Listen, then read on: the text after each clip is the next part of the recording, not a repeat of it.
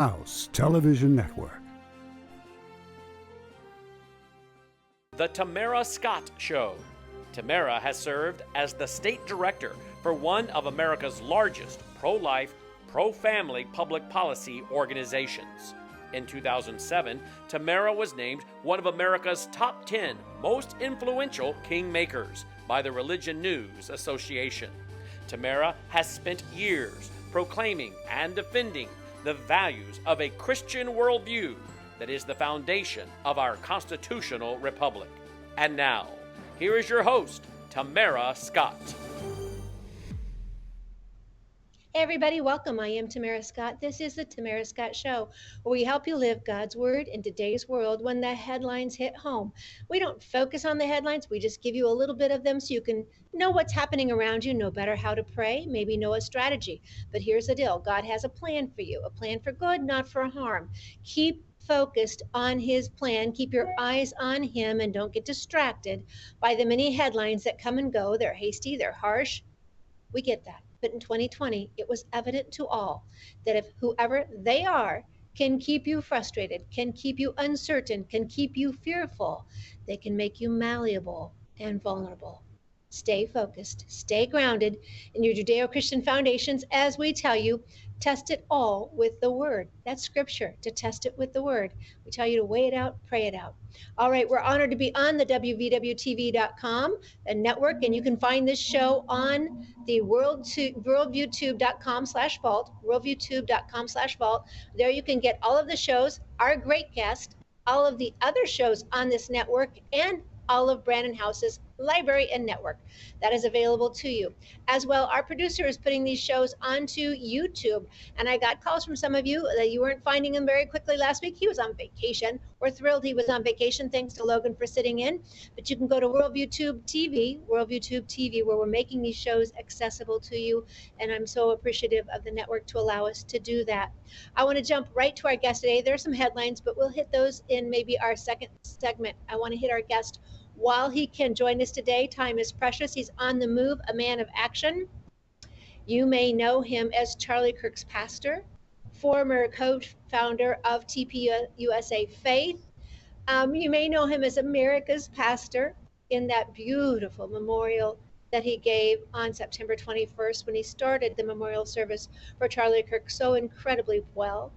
You may not know that he's a former mayor of Thousand Oaks in California, as well as a pastor emeritus for Calvary Chapel. I know him because I've been honored to hear him teach biblical foundations across the globe. I've been honored to hear him in London, in Poland, in Israel, and always learn something when I hear from him. Rob McCoy, thank you for taking time out to join us today. Thanks, Tamara. It's good to be with you. We always love getting to hear you, and my best regards to your family and to your wife, Michelle. So we're excited. We're bringing you to Iowa. The Iowa Republican Party is starting a faith contingent, just like the RNC has started in 2017-18. I got to be a part of starting that. And so my chairman has offered or asked me to start this in Iowa. I'm honored to do it. I'm excited to do it and to bring you in for our inaugural event, March 31st. And if you want information on that, folks, you can go to the Iowa GOP, to our website. You can email me at the tamarascottshow@gmail.com. You can go to the Facebook page. We've got the invitation right up there. And Thomas, if you want to put that invitation up real quick, but it's the Airport Holiday Inn, 7 p.m. And we are not even charging an admission. I know you're worth big dollars, but we're not charging an admission because we want everybody who wants to hear you speak to be able to attend. And that is a generosity of a chair for a Republican Party who has to raise a lot of money. So I'm excited about that. So thank you, Rob McCoy, for making yourself available to us in Iowa and coming and joining us in March. I'm looking forward to it. And the Republican Party was founded in a church in Ripon, Wisconsin. Was it 21 people in 1857? And it was all about the abolition of slavery. The Republican Party's platform has always been a moral platform. 30% of the electorate are evangelicals, and I think probably 70% of the Republican Party are evangelical Christians. And And this is a season where we're watching folks try to divide the conservative movement, and they're doing it over ridiculous issues. And so I'm so excited that Iowa's got it dialed in. Thank you so much. We're excited to hear you. And so let me just ask you, pastors, politics, because it seems to be a rub for a lot of pastors. Take us through that. Well, it shouldn't be. I mean, politics is the highest form of community. It combines morality with sociability. If God didn't intend Christians to be in politics, he wouldn't have invented marriage. There's rules to get along, and I think pastors, Christians struggle with the word politics because in a sense it is a blood sport. It's hard. I mean, you and I are both serving and have served, and it's difficult because you're contending with ideas, and some people aren't real civil in the way they approach it. But politics, the don't think that it means poly meaning many and ticks meaning blood-sucking parasites. The word politic comes from polis, which is the concerns and affairs of the city. And so when Jesus said in Matthew 16:18 to Peter at the headwaters of the Jordan River in Caesarea Philippi, after Peter had professed that you're the Christ, the Son of the living God, when he said, "Who do men say that I am?" And then he said, "Who do you say that I am?" And Peter acknowledges him as the Messiah. And Jesus says, "Blessed are you, Simon Bar-Jonah, for flesh and blood has not revealed this to you, but my Father in heaven. And upon this rock I'll build my," and everyone says church, but that's not the word that was used. Charlie Kirk and I did a deep etymological study on the word that Jesus used. He didn't use a religious term.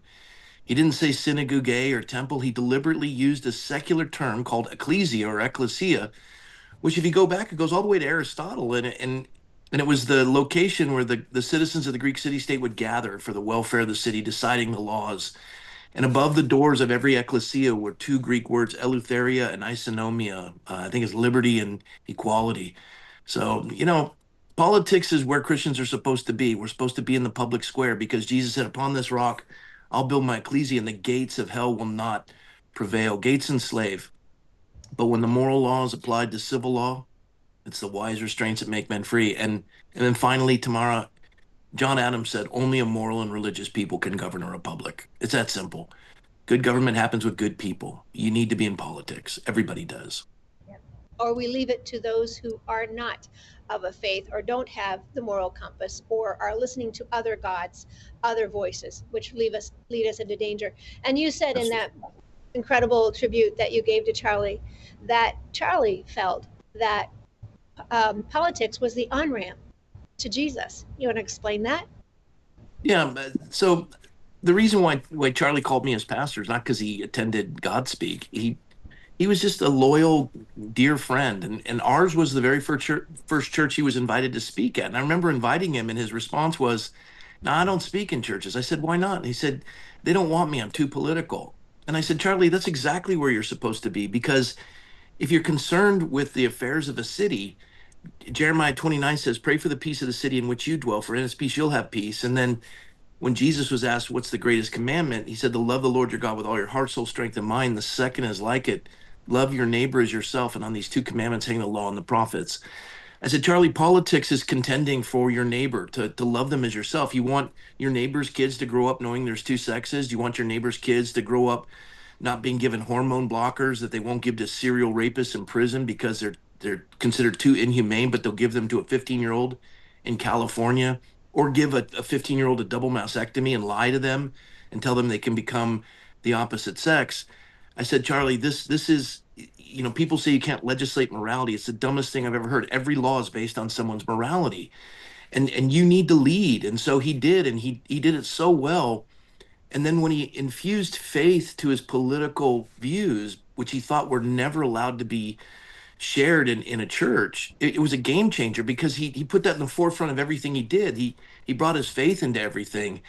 And he was the most misunderstood missionary, because he saw, in accordance with Galatians 3, that the law is a guardian, a school teacher to point us to Christ until faith comes. And so he would go on campus and disciple all these kids, 18 to 30-year-olds. He'd spend 2 hours studying their generation, all the topics pertinent to them. And then he'd give them a Christian worldview on what the Bible says about abortion, transgenderism, gay marriage, immigration, illegal immigration.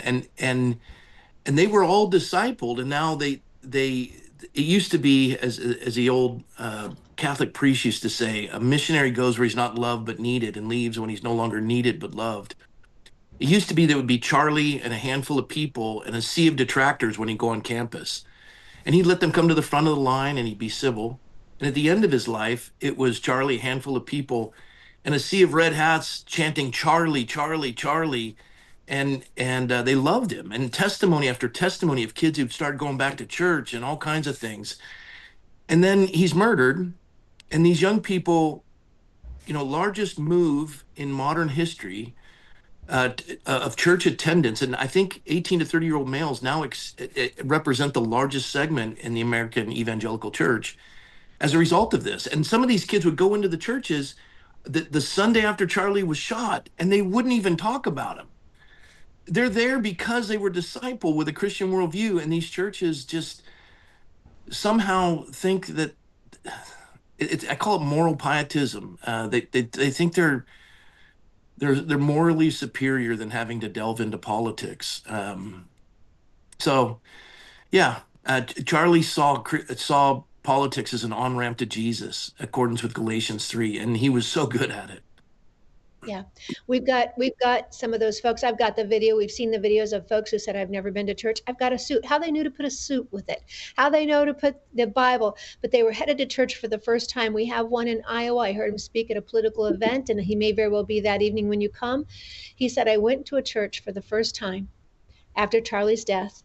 And after listening to the pastor, whatever that pastor said, he said, I was so outraged. I waited till the end of the service, and I said to the pastor, I'm here the first time because of Charlie Kirk. I'll never be back because of you. I don't know what that pastor said, but it was so anti whatever, freedom, liberty, Charlie, whatever it was. And this shouldn't be about Charlie at this point, other than, as you say, I believe it's Genesis 50:20, God can use whatever others mean for harm for good.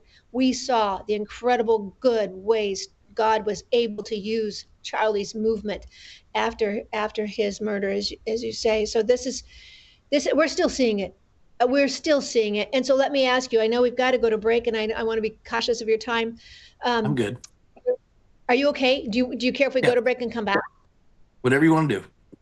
Oh, guys, I'm telling you, this is the humbleness of Rob McCoy, the guy who, as he said, Charlie proved him wrong and said, you are America's pastor. At least for that day, he said he was.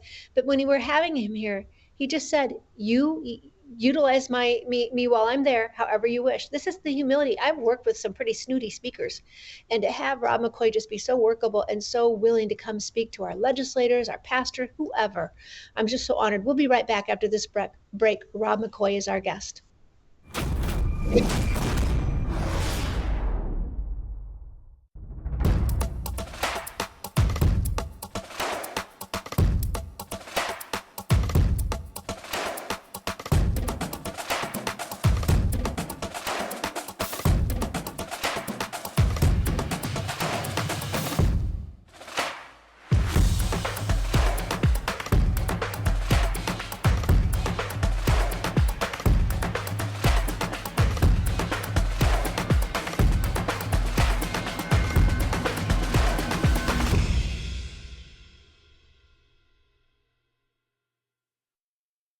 I need to tell you about our Bella Grace. This slender little sachet has the elixir with the collagen, astaxanthin, and cat's claw. In 2022, got an award for helping with cognitive function, and in 2023 in the sports arena for active ingredients, nutrition, and format.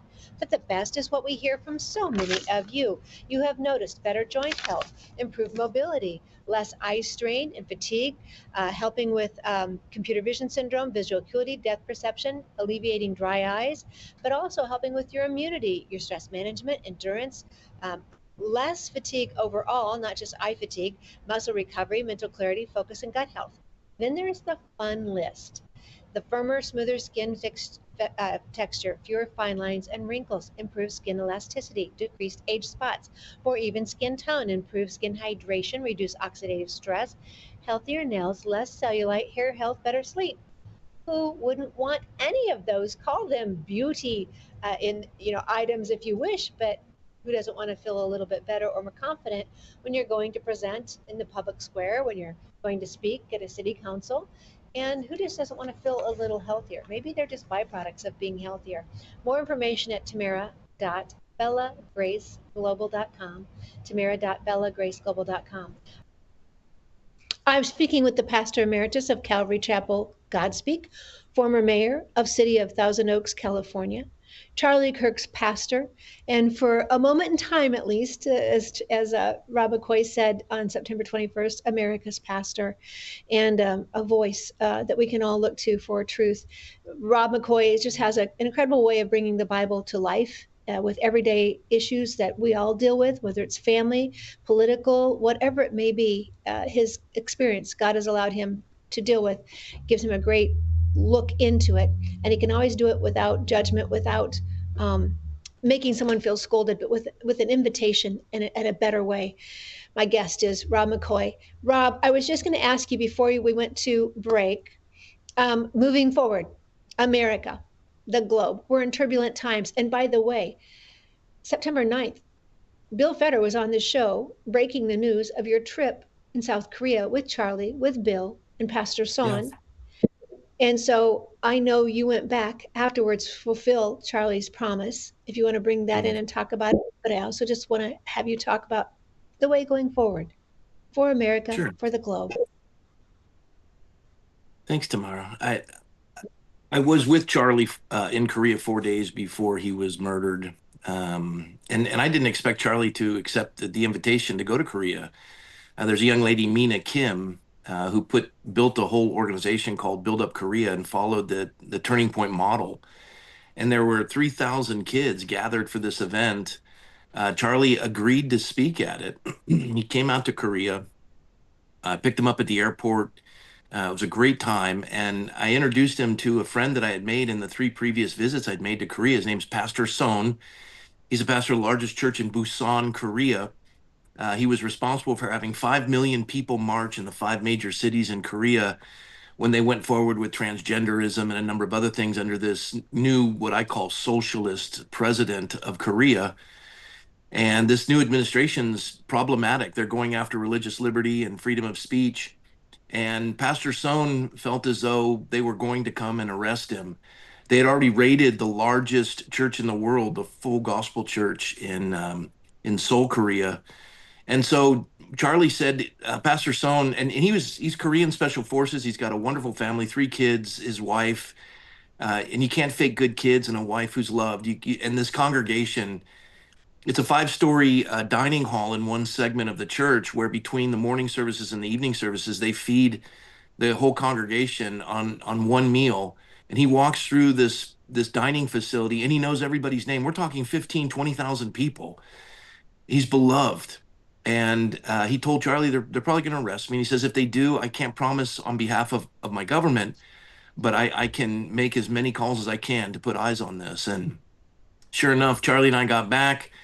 And it was either Sunday or Monday he was arrested. Charlie said, get me the details. I did. He said, we're going to feature it on the show on Wednesday or Thursday, I believe it was. And then, of course, Tuesday, he was murdered. And so I went over there. I filled in Pastor Son's pulpit, went and protested out in front of the judiciary. I met with opposition leaders to this new administration. It's frightening what's happening in Korea. Religious liberty is being trampled. Freedom of speech is being trampled. Chinese don't need a visa to enter. If they're there 4 months, they can vote. They've already purchased most of Jeju Island. We're watching one of our greatest allies fall to China, and it's happening as they're infiltrating the culture, and they've got a puppet regime there, and they're imprisoning the previous administration and the previous president and the first lady. And they're packing the Supreme Court, which Alan Dershowitz says is the death blow to a democracy. So be in prayer for Korea. I'm leaving tomorrow night to go to Korea. They've released Pastor Son for 6 months. They're going to put him back in probably for a year, but I'm going over there to celebrate with him and keep eyes on it. And then tomorrow, your other question was the situation with America. You know, earlier I had commented about 30% of the electorate is evangelical Christians and about 70% of the Republican Party is evangelical Christians. and we're watching for 250 years. We've been a nation, and we've never had pogroms. We've never had blood libel. We've never had anti-Semitism rise to the levels that it rose to in Eastern and Western Europe. And this was all a portion of lies and deception that were formulated and put forward for generations. But in America, even with the beginning with Washington's letter to that synagogue welcoming them in the dedication of the first synagogue, we have never had a Jewish issue. And now we're watching as America is splitting over Israel and Jews. I've never seen, anti-Semitism and the vitriol. It's reminiscent to me of, say, 1935, 1936 Nazi Germany. And it doesn't matter if you believe in a replacement theology where the church, replaced the Jews or the Israelites because they were apostate. I just think every denomination in America at one point or another has been apostate. And if God can't keep an everlasting covenant to his people, he's not going to keep it to us. I think this is an attack on the character of God. But I would just go further. They say that Israel runs our foreign policy, and I call it 6 degrees of separation to blame a Jew for anything. And it's lazy. And Charlie even pointed that out. He just says it's lazy. He had no patience for Groypers and the folks like, ethno-nationalists like Fuentes and the others. But we're watching Tucker Carlson and Candace Owens do the same thing. And what they're doing is they're trying to split the conservative movement over Israel. And they want to blame Jews for everything. Look, there's 15 million Jews worldwide, 8 million in Israel, the larger segment here in the US, and then the remnant scattered around the world. And all the while we're doing that, blaming this one nation, the only democracy in the 1040 window, longitude and latitude, where 90% of the Muslim world exists, no bigger than New Jersey, and we want to blame them for everything. And yet we ignore the 50 Muslim nations that are 90% Muslim or more. There's no indigenous people. You want to talk about genocide? Let's just take a look at those countries, but we don't. We ignore the 2 billion Muslims in the fall of Western Europe, as I think France is now 9% Muslim. They've got segments of France that are under Sharia law. And I've always been of the opinion, Islam is not, in its fullest form, is not a religion. It's a political structure disguised as a religion. And secular progressivism is a religion disguised as a political movement. And it's the red-green revolution. Secular progressivism comes in, destroys the morality of Western society, Western civilization, and then Islam comes in and consumes it. And we're watching this happen in Michigan and other places in the US. And this is a great threat. And Charlie knew that. But the way the enemy works is he has to divide the strongest segment of America, and that's the evangelical Christians. We are the largest bloc, 60 to 80 million of us. Now, only half of us are registered to vote, and only half of those vote in a presidential election, 11% non-presidential. So we have to maintain and endeavor to keep the unity of the Spirit and the bond of peace. And we have to see what voices are really trying to bring unity. And I'll close with this. I've heard it said, only a carpenter, any donkey can knock down a barn door, but only a carpenter can build one. Charlie Kirk built Turning Point on the spoken word, which became the largest conservative youth movement in the world, and probably the second largest parachurch ministry in the nation. What has Candace built? What has Tucker built? What has Nick Fuentes built? Nothing, except for their followers and their bank account. They are donkeys that knock down this barn door of the unity that we saw happening, and all they can do is destroy. They don't build.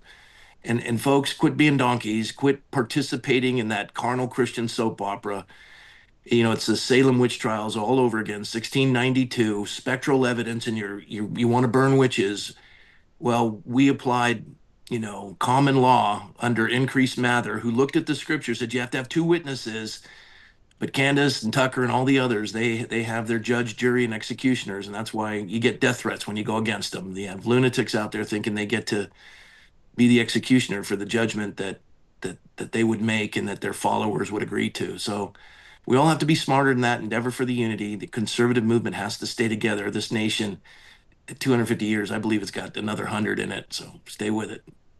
Rob McCoy, thank you. One, for your love of Jesus, for your love of people, just sharing the gospel. You and I have gone round and round. Rob, so-and-so doesn't believe this about marriage. And you've said, we've been in the back of a taxi, and you go, Tamara, in time. God will reveal it in time. And that's what I loved when I heard Charlie the last 2 years. I could hear you in a lot of Charlie's words. Thank you for your patience in the way that you share the gospel with everyone who needs to hear it by sharing truths that come through in our daily lives, in our current events, in our cultures. We're looking forward to having you March 31st. We're looking forward to having you here the day before, the day after. We'll have some activities going on. But thank you for being faithful in the midst of a very hard situation, a very painful situation. You're continuing to move forward. Thank you for that. Tamara, I'm rubber, you're glue. All those nice things you said to me stick on you. You're precious also. Thank you, and thank your audience. You guys are wonderful. I can't wait to be with y'all. Rob McCoy, my guest, here in Des Moines, March 31st with the Iowa GOP. As Charlie said, as Rob said in that memorial service, Charlie believed politics was the on-ramp to Jesus when you understood the streams of liberty and their source would take you to Jesus. As we tell you, the Declaration of Independence exemplifies 2 Corinthians 3:17, where the Spirit of the Lord is, there is liberty. It is no doubt what set this nation apart from all others on the globe. Why we are the light, the city on the hill, the beacon across the world. Right back. And what Rob didn't know is our next guest is talking about Sharia law right here in America, in Texas of all places. Dr. Robin Armstrong will join me. Stay tuned.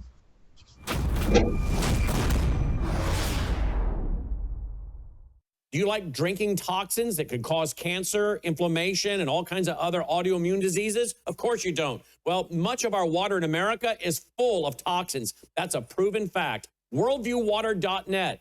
WorldviewWater.net is your solution so that you can drink good, clean water. In fact, I give it to all my 3 fur babies, all my 3 dogs. I have one under my kitchen sink, one of these filters, as well as on my shower. WorldviewWater.net.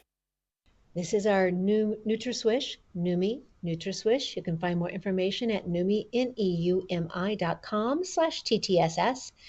neumi.com/TTSS. One of the products we offer because you all have different preferences and respond differently to different items. So this is our lavender. It's for ladies anywhere along your journey. No hormones in it, but if you're taking a hormonal supplement, you might want to check with your doctor. The blue is for anyone over the age of 18. It has glutathione, which is a antioxidant, helps with over 400 cellular functions, and it helps detox heavy metals, forever chemicals, graphene oxide, one of those terms we learned after 2020, and it helps detox glyphosate. The good glutathione helps detox glyphosate. Glyphosate is found in ag chemicals or lawn chemicals, and some are very concerned about possible links to cancers, HPVs, and diabetes. But the blue bottle, the glutathione, helps detox heavy metals, forever chemicals, graphene oxide, and glyphosate. Then there's the mango-colored bottle you see on your screen. Numi Neuro helps with your mind, your memory, and your focus. Now, again, after 2020, we heard something about brain fog, a term we'd not heard before. Whether it's from a virus or a vaccine, many have found relief, a little help with Numi Neuro, the mango-colored bottle. When used with the blue bottle, it is so positive that the American Brain Council wrote about it, and it looked like an endorsement. Though we're told they don't write endorsements, it was simply a positive review of what they saw. You can find more information at Numi, neumi.com/TTSS, neumi.com/TTSS for the Tamara Scott Show. Why? Because we want you feeling your best. And when you use that TTSS link, you help people be us heard, be our best. that we're not going to be cowed by groups coming in and trying to make places where there are no-go zones for our women in the state of Texas. Those occur. Those are occurring right now in Arlington, in Plano, in places that are strongholds and bastions of our values as Texans and as Americans. We have women, Texans, who are afraid to go to certain areas. That's not going to happen. We're not going to let Dallas or Houston or any other city in this great country become what has happened to London and to Paris. We are going to fight.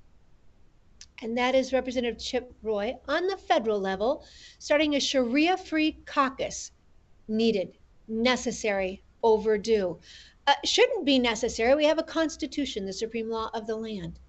But neither should we have had to, I don't know, pass laws that say no men in women's locker rooms, no boys in women's sports. But we did. That's where we're at in America today. And I'm thankful that there are those brave enough standing up in this fight. Joining me is one today, a colleague, Dr. Robin Armstrong. He was a guest on this show and on Truth for Our Time, my other network, when we were going through the COVID pandemic, scandemic, whatever you wish to call it, as more comes out. We were warning then. He was fighting on the front lines for the health of his patients, serving them with HCQ, just drugs that, well, pharmaceuticals that he felt made a difference, not necessarily what those who are trying to have control and authority and power outside the Constitution were forcing on us. He was standing up for everyone else. Aside from that, as I said, he's a national committee man from Texas, but he also is very active in ministry, doing missionary trips, inner city ministries, and men's Bible study. Dr. Robin Armstrong, you're also the chair of the Temporary Faith Engagement Committee. Welcome to the Tamara Scott Show. Well, thank you so much. Thanks for having me on. And I should say the RNC Faith Engagement Committee. To our viewers, if you don't know, we try to let you know about it on this show, but the second Tuesday of every month, there is a phone call that is by the Faith Engagement Committee, and Dr. Robin Armstrong is part of that call. He always closes us out with a prayer for America and just those issues we face in the headlines across the globe. But we have incredible guests, senators, congressional members, sometimes a national voice on faith, who just give you a little bit of an update, inspiration, some good word, and then a prayer for our nation. And then, as I said, Dr. Robin Armstrong, as chair, closes us out of that call. So thank you, one, for doing that. We appreciate your work and your leadership in that movement at the RNC.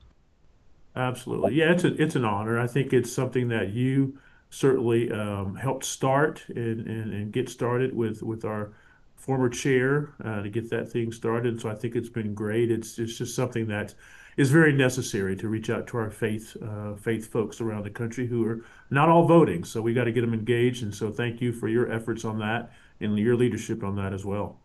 So Rob McCoy, Charlie Kirk's pastor, former co-founder of TPUSA with Faith, was my guest just before you. He's coming to Iowa with us March 31st as we're kicking off an Iowa faith group right here in our GOP, and he's going to be our keynote for our inaugural event. But he was talking about 70% of our 30% of our electorate, evangelicals, 70% likely of our Republican Party evangelicals, and as you say, many of them don't vote. Folks, when we wring our hands and we sweat it out, we could change it. We could change it out if we just go to the poll. Ballots, not bullets. Let's correct it before we're at that point. Absolutely. All right.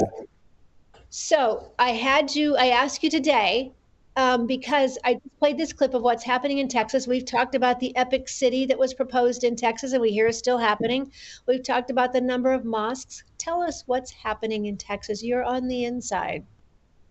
Yeah, so what is happening is this epic city was started in North Texas, in the Dallas area, which is, I'm in the Houston area, so I'm about 4 hours away. But it was proposed to be started. There was a group of Muslims, and there's a lot of money coming in to Texas. Texas has a lot of medical industry, a lot of space industry, but the medical industry in particular draws in a lot of folks from the Middle East and from Pakistan and from all these different countries, and from Muslims, and there's a lot of athletes as well. And so there's just there's millions and millions of dollars coming into Texas from overseas and from the Middle East. And so they have mosques that they're building all over the place. They have certainly utilized some of our laws to get money to do charter schools. And so they have been very active at building charter schools, Muslim charter schools.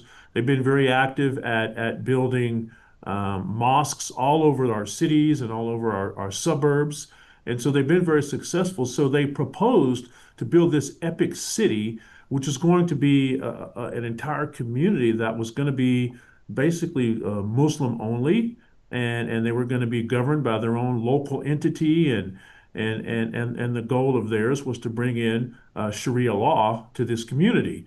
And so certainly, we were up in arms about it. And our national committee woman, who's an expert at this, actually Debbie Georgiadis, actually was on top of this, and she was really, really, and then she spread the word to our legislators, and everyone got involved, and we were able to shut that city down.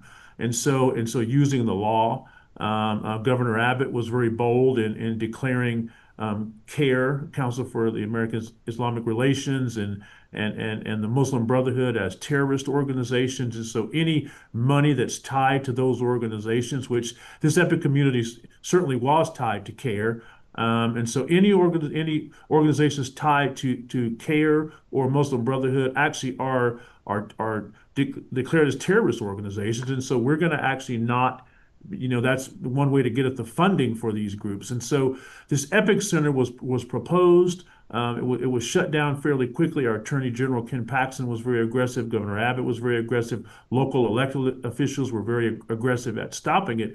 But what they're doing is they're being very shrewd in using our laws and using our Constitution against us to try to build these Sharia areas in our state. And so Texas is really, we're organizing and finding ways to combat this. But it's an ongoing battle because they're very, very aggressive and very, very active in trying to do this, not just in Texas but all over.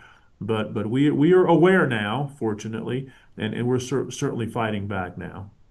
All right. And so just to clarify, because we'd heard the Epic City was done, stopped, and then we heard, nope, it's still going under the name Meadows.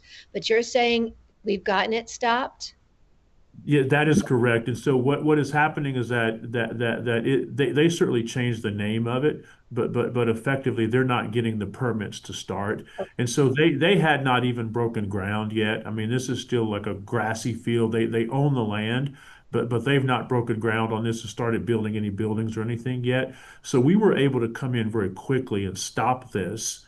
But like I say, it is an ongoing battle because they are using, you know, separation of church and state, language like this. They're using language that our First Amendment, you can't, violate our rights and all this. And so they're using that language. So it is an ongoing legal battle, but we've got the forces of good behind us. And I think that we're able we've held them off thus far. And so like I say, I would encourage everyone to remain vigilant because they continue to come at us and fight back. And so it's And important to remain vigilant.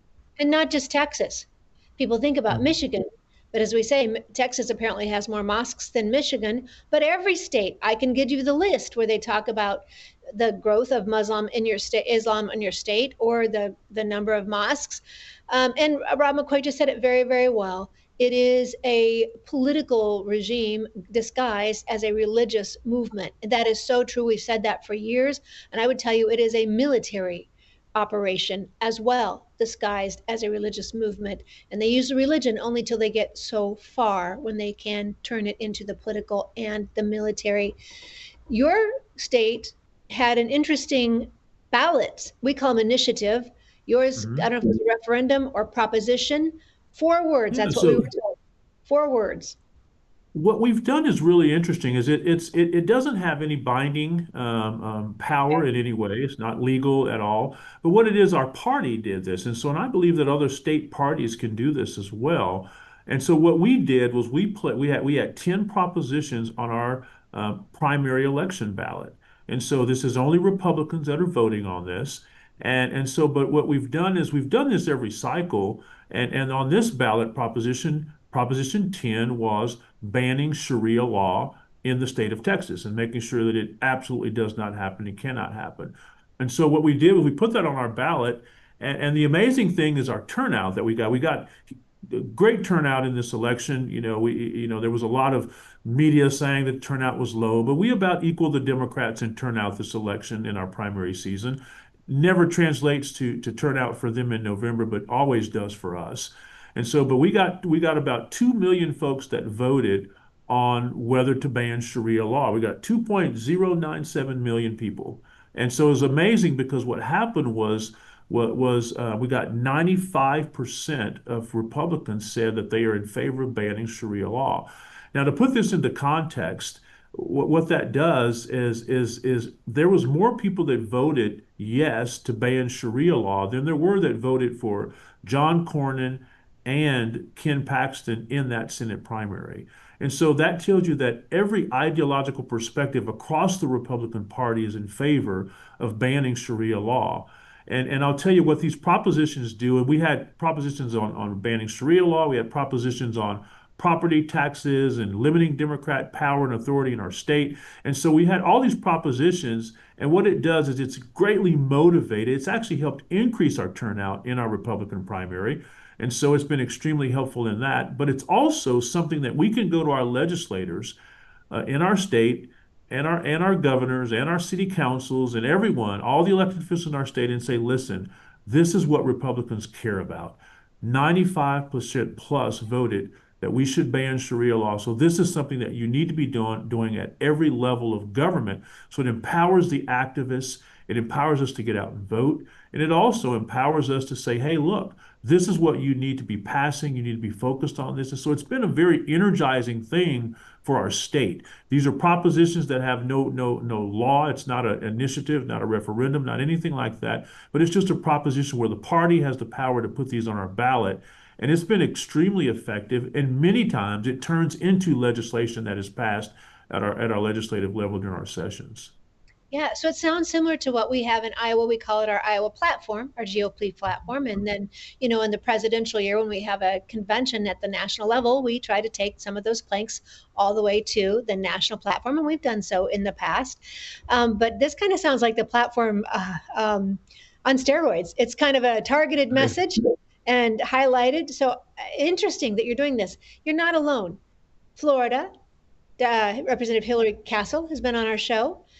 Got a bill through her chamber, so she's the House, banning Sharia law in Florida, and they have also designated CARE, the Brotherhood, and others as terrorist organizations. So that's another way that states could do it as well.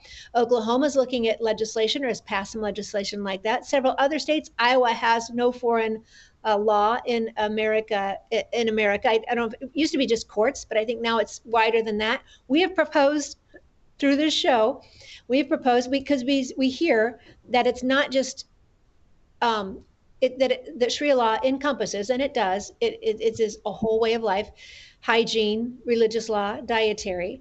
And so we have asked people to specifically, and this is how we worded it for some of our folks, is to ban Sharia in all governing bodies, meaning your township, city, state, county, Congress, governing bodies, governing institutions, education, any of those where your government is affiliated or funding it, banning it into governing affiliated agencies, whether it's 4-H, Department of Human Services, because you don't want to have to understand Sharia allows for the beating of a child or a female. You can't have that mixed in or integrated in any way or accommodated in your agencies, your regulations. We also have it in our parks, our buildings. So your airports would not have to have foot washing stations or any other accommodations like that. So we've got it worded. Folks, if you're interested in that, you can email me at theTamaraScottShow@gmail.com. We'll get it to you, theTamaraScottShow@gmail.com. That way, you want to practice it in your home, dietary, health-wise, hygiene, that's up to you. God gave you free will.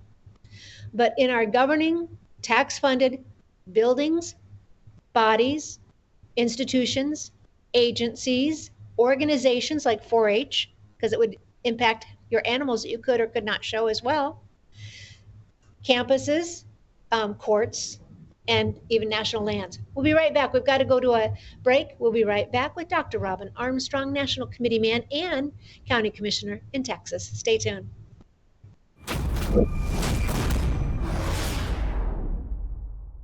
You woke up with a sore throat and a low-grade fever. You know you are getting sick, so here's your choices. You can get sicker and miss work, Try to see a doctor this week or sit hours in a crowded waiting room at urgent care. I have a smarter option for you. Open your medical emergency kit. Match your symptoms to doctor-recommended prescription in your booklet and take the right meds now and get well faster. This is not a first aid kit. It's like having an urgent care in your home. It includes doctor-prescribed medications to treat over 39 medical issues like respiratory infections, strep throat, pneumonia, UTIs, and more. No waiting to see the doctor and no standing in line at the pharmacy. It's right here.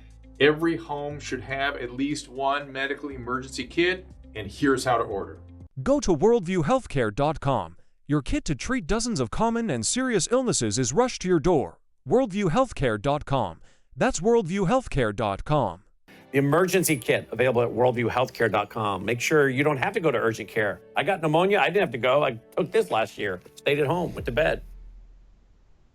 And joining me is Dr. Robin Armstrong, National Committee Man for Texas, the RNC National Committee Man for Texas, also a county commissioner in Texas, and the chair of the Temporary Faith Engagement for the Republican National Committee. All right, Robin, thank you for staying with me, Dr. Armstrong. I had just kind of laid out what we had put in our platform here in Iowa, at least in our county, working it through the process. Want to give you an opportunity to comment on that if you wish. Absolutely. Yeah, I love what you had to say. I think that's fantastic. And I think that that is so important to lay it out in that much detail. But I think what gives it even more power, you say put it on steroids, is to allow all Republican voters to vote on that. Because oftentimes, so it's not just placed there by the activists, it's actually placed there by the Republican voters. And you're saying the Republican voters as a whole. So this is, moderates, people that go to the convention, people that don't go to the convention, people that put the platform together, who don't put the platform together. This is every scope, every person that's voting in our, Republican Party in our primary. This is 2 million plus people in Texas. And so this is all these folks are saying, listen, this is what we believe should be done. And I think the power and the weight of that is so much greater. And so, but you bring up a really good point about having every agency adopt this. It's how important that is. As a county commissioner in Texas, we have unincorporated areas where it's just it's almost like the wild, wild west. The county actually approves, kind of manages that area from a healthcare perspective, with our EMS.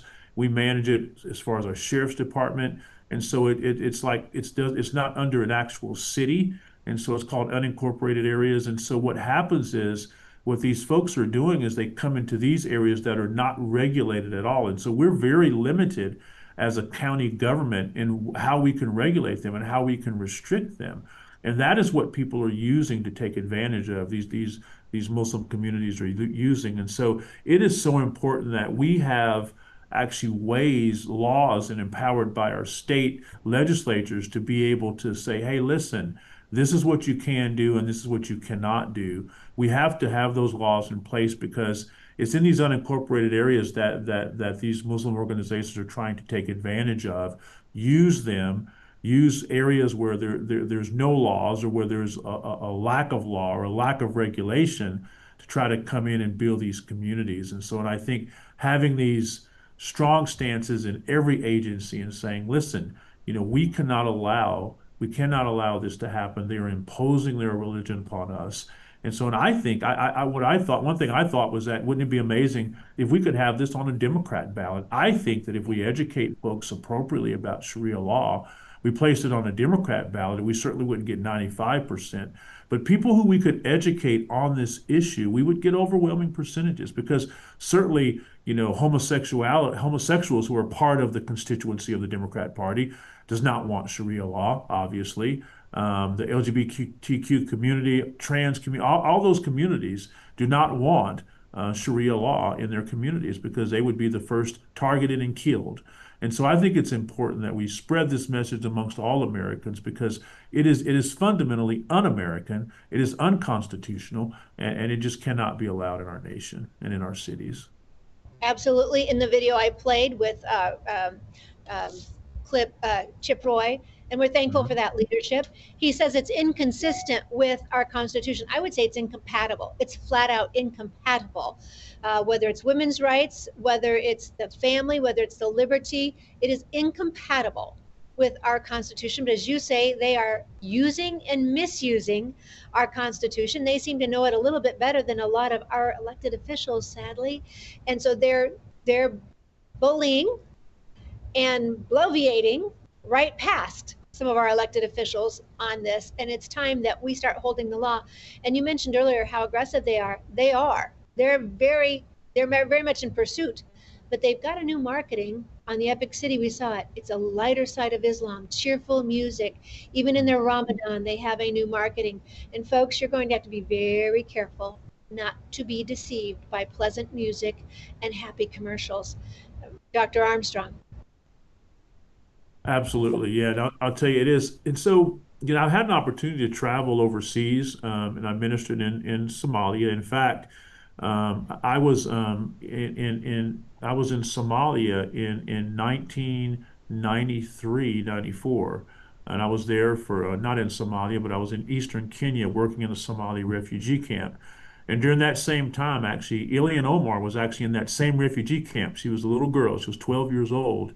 And so what I learned when I was there working is that culturally they're very strong-minded, but they also they have no problem with deception and deceiving people and lying to people. And this is one thing that we don't understand well. And so what will happen is they will come and assimilate with us and communicate with us and talk with us and we'll become friends and trusting and everything. But they still believe in Sharia law. They still believe in Ramadan. They still practice those things. And so when they're able to gain influence and power over us, then they will take control. And that is what is so deceptive. And that is what we don't see. And that as you say, we have to stay on guard because, oftentimes it's deceptive. And oftentimes, they don't have the power over us. And so they'll wait it out. They'll wait until they gain some sort of advantage or power over us, and then that's when they take over. And so that is so important that we stay vigilant, and that we stay on guard, and that we stay educated as to what they're trying to do. I mean, the Bible tells us to be, as wise as serpents, but harmless as doves. We have to stay wise, and we have to stay engaged, and we have to stay in tune with the Holy Spirit to know what He's telling us to do and how He's telling us to react and act. And we can't allow the small things to divide us, the distractions to divide us. And that's what Rob was talking about earlier. If they can cause us to have any type of division, we do. We've got to learn to disagree with each other without destroying one another and put it all before the Lord where we can and stand up where we must. Absolutely. Dr. Robin Armstrong, thank you so much for everything you do at the RNC. And thank you for what you're doing in Texas as well. We are out of time, but we so appreciate you being with us today. And to all of our viewers, we tell you to live boldly, love better, laugh bigger, be encouraged, and never be complacent.